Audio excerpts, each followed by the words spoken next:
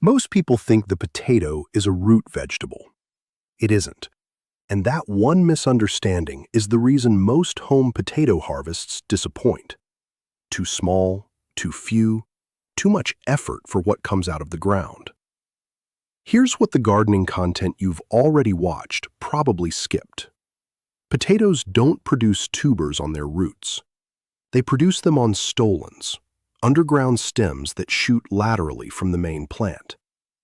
Tubers are swellings on those stems. The longer the buried stem, the more stolons develop. The more stolons, the more tubers. Traditional row planting buries that stem once, maybe twice. You get 12 to 18 inches of productive stem. That's your ceiling. A laundry basket changes the ceiling entirely. But here's the part most channels leave out, because it kills the simple narrative of the easy hack. If you manage this wrong, the basket doesn't multiply your harvest. It becomes an evaporation engine, a heat trap, a container that looks productive above the surface while silently shutting down tuber production underground. A 2021 study published in the Journal of Sustainable Agriculture found that root systems confined to high-porosity vertical structures experienced up to a 40% reduction in consistent moisture retention compared to systems insulated by ground mass. When you lift a potato plant into the air and surround it with thin plastic walls, you aren't just giving it drainage. You are creating a microclimate you either control or one that controls your harvest. By the end of this video, you'll know exactly why the basket works, what it does wrong by default, and the specific structural adjustments that force it to produce 20 pounds of food from 2 square feet of space. The mechanism is the method. The basket is just where you give it room to work. I was at the kitchen table at about 6 in the morning, before anyone else was up, reviewing my harvest logs from the previous season, and it just hit me. The issue wasn't the quality of the seed potatoes or the frequency of the water. It was the physics of the boundary wall.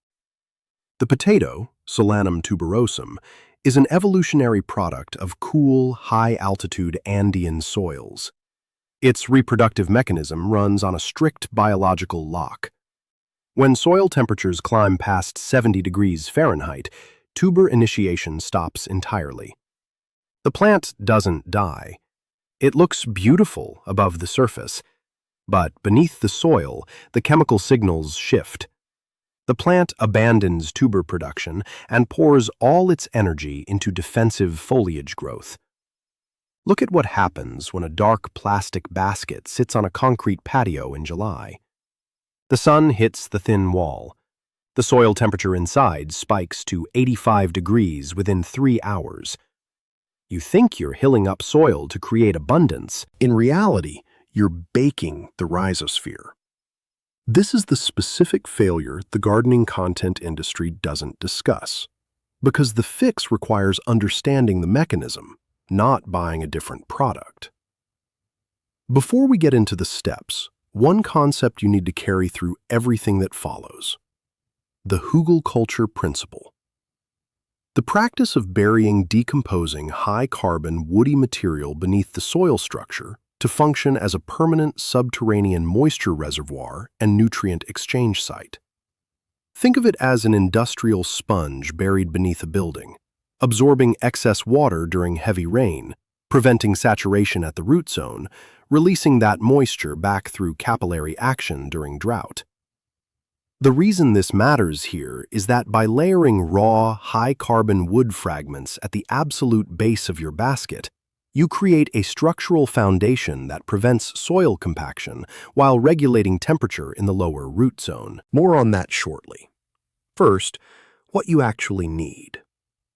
A standard plastic laundry basket with holes on the sides and bottom, 18 to 22 inches tall, $8 to $15 at any large retailer. Not the flimsy versions, something sturdy enough for multiple seasons.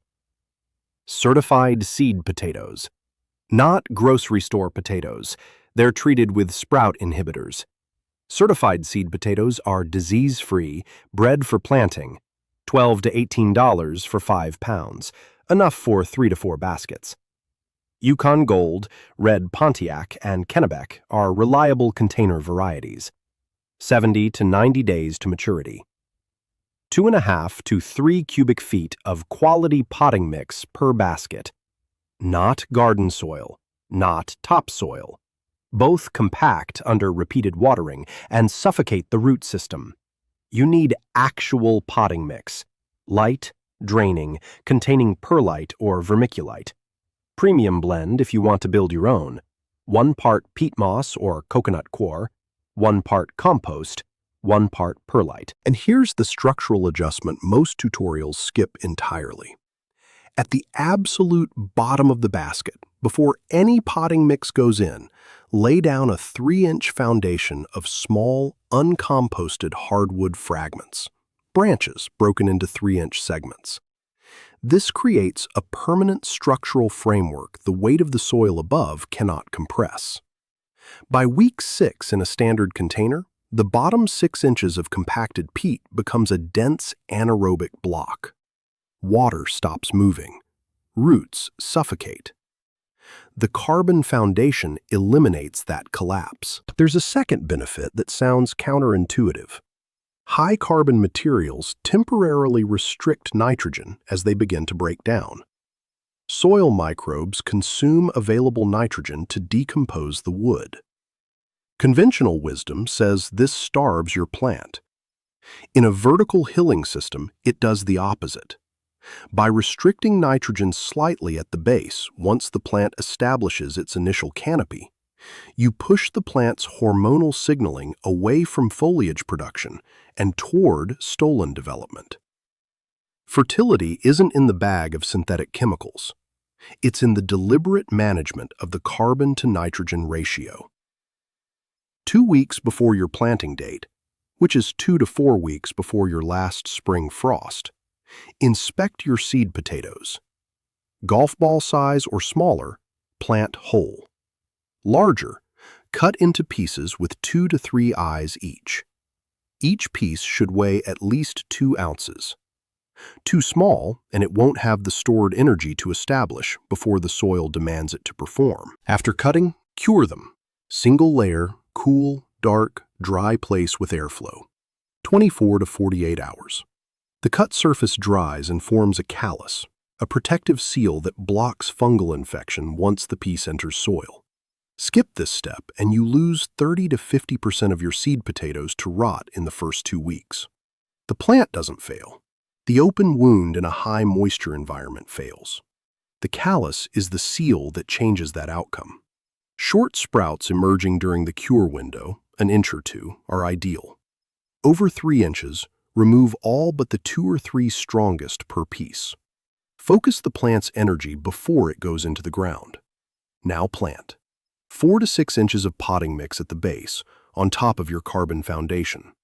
3 to 4 seed potato pieces placed evenly across the surface, not clustered. Cover with another 3 to 4 inches of mix, burying them 4 inches deep total. Water thoroughly until drainage exits the bottom holes. Position the basket where it receives 6 to 8 hours of direct sunlight. More sun means more potatoes. In 7 to 14 days, green shoots break the surface. This next window is where yield is made or lost. When those shoots reach 6 to 8 inches above the soil, you hill. Add potting mix until only 2 to 3 inches of foliage remains exposed. You've buried 75% of the plant's above-ground growth. It looks wrong. It feels wrong. Do it anyway. The plant responds by generating new stolons along every inch of that newly buried stem. Each stolon is a future potato. You just multiplied your harvest without adding a single square foot of space. Wait for the plant to grow another 6 to 8 inches above the new soil level. Hill again. Repeat until the basket is filled to within 2 inches of the rim, typically 3 to 4 hillings across the season. At each hilling, mix in a 1/4 cup of balanced organic fertilizer. I can already see the comments someone is typing right now. But if I don't use the standard aerated laundry basket setup, won't the soil stay waterlogged and rot everything? I thought the same thing before I cross-referenced the agricultural extension data from the early 20th century, before plastic manufacturing existed. The old approach wasn't holes in plastic, it was thermal mass and capillary draw. Drainage is necessary. The basket provides it. The question is what you do with the boundary wall. Stop what you're doing for a moment, because this next part is the reason the whole video exists. The air moving through the side holes of an exposed plastic basket causes rapid evaporative cooling on the outer 2 inches of soil. That sounds beneficial, but the center of the column remains dense and hot. This thermal variance destroys structural uniformity. Stolons on the outside hit dry, air-pruned boundaries and stop. Stolons in the center become crowded and thin.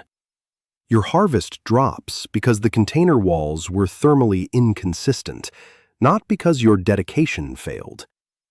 The fix is the thermal shield protocol. Wrap the outer wall of the basket with thick, damp burlap or layered straw before summer heat arrives. Saturate the barrier itself, not just the soil inside. This shifts evaporation from the soil mass to the external shield. Soil temperature inside stays locked near 64 degrees, right in the biological sweet spot for maximum tuber development, even when ambient summer air hits 90. Instead of getting potatoes concentrated at the base, where the soil stayed marginally cooler, you force the plant to utilize the entire vertical depth. Stolons expand outward, hit the insulated boundary, and set tubers uniformly from bottom to top.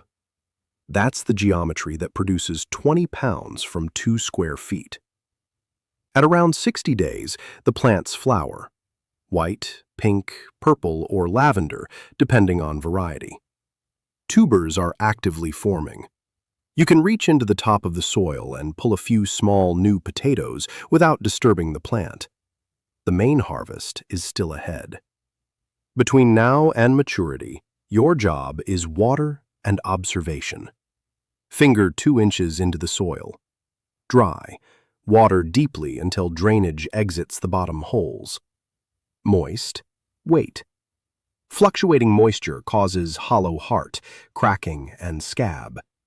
Consistency is how you protect the harvest you've been building for 90 days. Watch for Colorado potato beetles, orange and black striped, with orange egg clusters on leaf undersides. Hand remove them. Persistent pressure responds to neem oil or spinosad spray. Aphids cluster on new growth and respond to a strong water jet or insecticidal soap. Foliage begins yellowing at 90 to 110 days. The plant is moving all remaining energy into the tubers, hardening their skins. Thick skin means storage life. When foliage is 75% yellow, stop watering. Let the soil dry for a week. For maximum storage potatoes, wait until the foliage is completely dead and has stayed dead for 2 full weeks. Those final 14 days are not a passive waiting period. The plant is executing what I call the sovereignty shift, pumping concentrated starches downward into the tubers, triggering skin hardening, sealing the storage layer.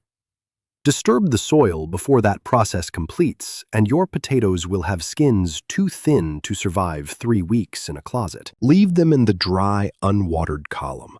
Let the soil become a loose, powdery shield around them. Then, tip the basket. Everything comes out.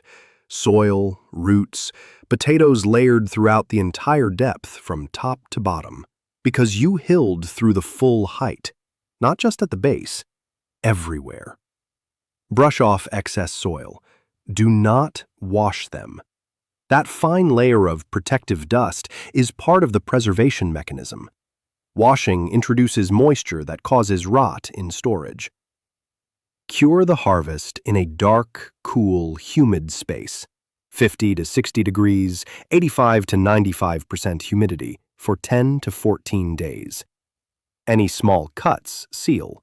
Skins finish hardening. After curing, store at 40 to 50 degrees in breathable containers. Cardboard, mesh, wooden crates. No plastic bags. Properly cured and stored, these potatoes last 4 to 6 months. I've watched gardeners follow every step of the standard laundry basket tutorial and still pull disappointing harvests. Then I watched the same gardeners understand the stolon biology, the thermal boundary, the carbon foundation, the callus formation, and produce 20-pound harvests from their first basket. The steps are not the method. The mechanism is the method. You are no longer someone who throws plants into plastic and hopes for the best. You are someone who understands the thermodynamic and biological limits of the soil column and who manages them deliberately. Most home growers never get here. One thing you can do this week before any planting happens: find your container, lay down that 3-inch carbon foundation at the base, and wrap the exterior with a damp burlap barrier before the summer heat arrives. That single structural decision changes what happens to every stolon that forms over the next 90 days. Now, have you grown potatoes in a container before? Drop what variety you used, whether you hilled consistently, and whether you noticed heat stress during the afternoon peak. I want to see the regional patterns. That comparison shapes the next video. Subscribe, and you'll be there when it comes out.